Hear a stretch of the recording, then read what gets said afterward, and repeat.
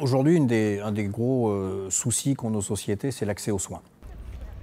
Alors, pour consulter un médecin aujourd'hui, vous avez le rendez-vous en présentiel, vous vous rendez à son cabinet, vous pouvez téléconsulter à partir de votre smartphone ou vous rendre sur un point santé équipé, connecté, où vous allez pouvoir consulter un médecin en utilisant un certain nombre de dispositifs médicaux permettant un véritable examen à distance.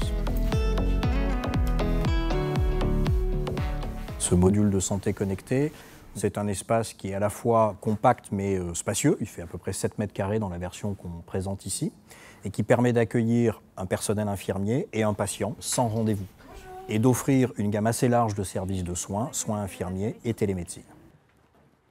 Je vais avoir besoin de votre carte vitale. Clairement, ce module, ce n'est pas une cabine téléphonique dans laquelle on a mis une tablette et un thermomètre connecté.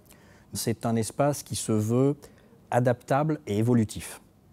Il offre la capacité de prendre un certain nombre de mesures pour comprendre le contexte du patient, tension, température, poids, glycémie, etc. Et la capacité de pouvoir réaliser un examen par le médecin qui se trouve à distance. Quelqu'un qui ne va pas bien, il a besoin d'être pris en charge, il a besoin qu'on l'accompagne, qu'on le rassure. Et c'est ce que va pouvoir faire l'aidant. Il est intéressant de déployer ces modules dans des zones où il y a clairement un déficit d'accès aux soins, donc déficit de médecins. C'est un module qui est très riche en dispositifs médicaux qui vont permettre d'une part de capturer le contexte du patient. C'est important pour le diagnostic, mais aussi dans la logique de prescription pour éviter les contre-indications. Et des dispositifs qui vont permettre l'examen à distance par le médecin, stéthoscope, otoscope, laryngoscope, dermatoscope, électrocardiogramme. D'accord. Bon, on va peut-être vérifier un petit peu tout ça. Donc Marie-Alexa, on va peut-être faire un examen du conduit de l'oreille droite.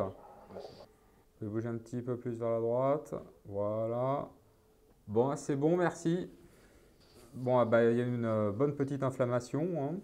C'est pas très grave, hein. On va traiter ça avec des antibiotiques. Tous les lieux accessibles au public sont pertinents pour déployer en fait des espaces de santé de proximité, parce que par nature, on veut que ce soit à proximité des individus. Ça peut être dans des gares, ça peut être dans des aéroports, ça peut être dans des mairies ou des bâtiments administratifs au sens large, ou encore une fois dans des zones d'activité économique où on va retrouver un ensemble d'entreprises qui partagent certains services. Bon, donc je vous envoie la prescription et l'infirmière donc va vous la donner. Voilà, normalement d'ici 5 jours, ça devrait être un mauvais souvenir. C'est parfait, merci beaucoup docteur. En fait, il y a plusieurs gagnants dans cette histoire. Le patient à qui on va proposer des solutions d'accès aux soins là où il n'y en a pas. Le médecin aussi, qui va pouvoir améliorer son offre de soins et pas simplement être toujours au cabinet. Et puis globalement la collectivité, parce que en améliorant l'offre de soins en étant efficace, on va également réduire les coûts pour l'assurance maladie.